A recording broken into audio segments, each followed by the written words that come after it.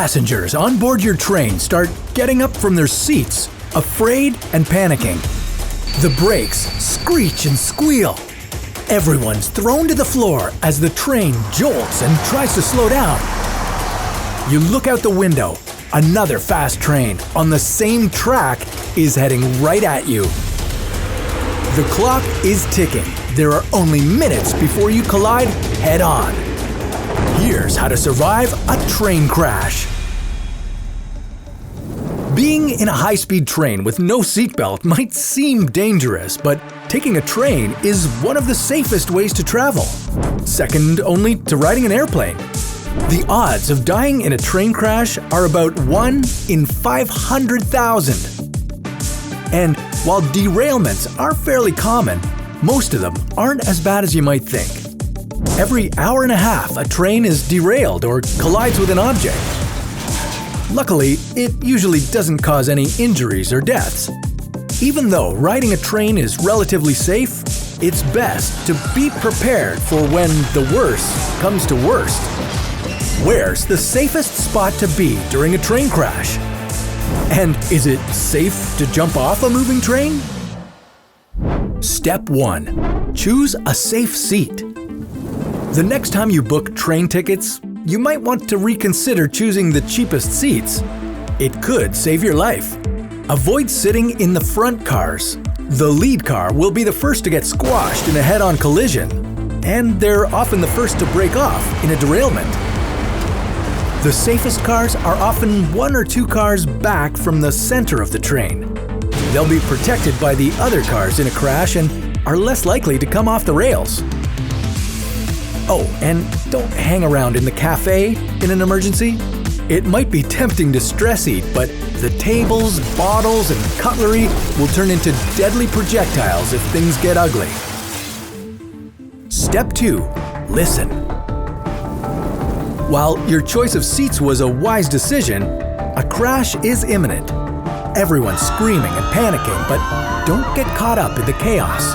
Pay attention to any announcements over the train's public address system. The train crew will probably be the first to see any oncoming danger. Listen and follow all the instructions they give. They're properly trained to deal with whatever danger is coming your way.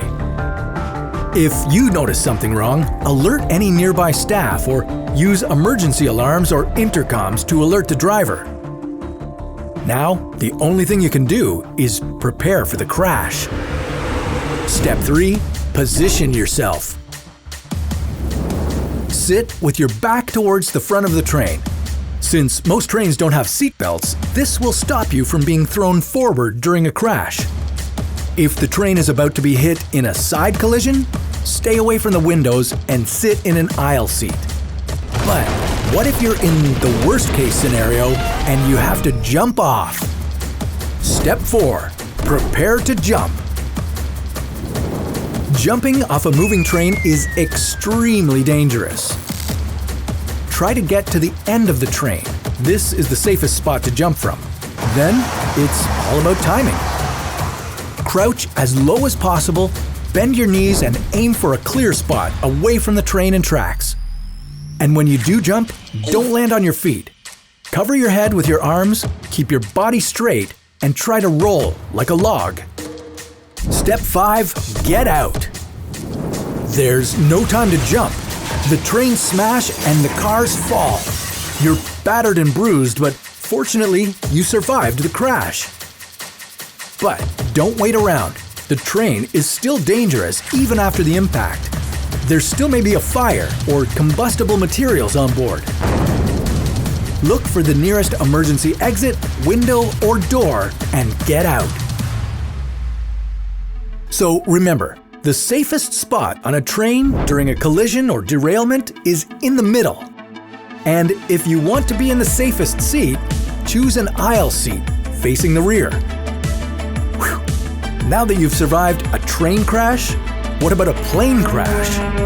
Well, we'll show you what to do on How to Survive. Don't forget to follow us if you like this episode. And if you are in danger or think you have an emergency, call your doctor, an ambulance, or the police immediately.